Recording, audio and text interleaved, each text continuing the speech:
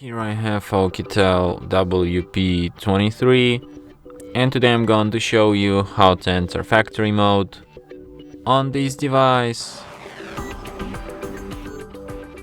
So firstly, you should turn off your device, and after it turns off completely, hold down combination of keys power key plus volume up, volume down at the same time like this, and after that you will end up in this factory mode.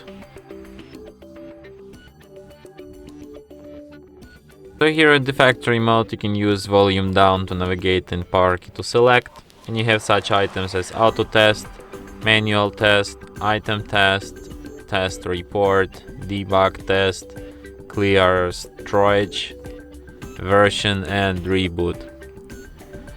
So if you want to quit this mode, just select an option reboot and device will be restarted just as usual.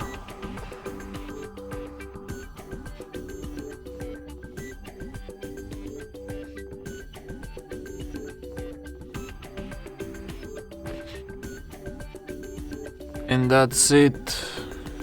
Thanks for watching.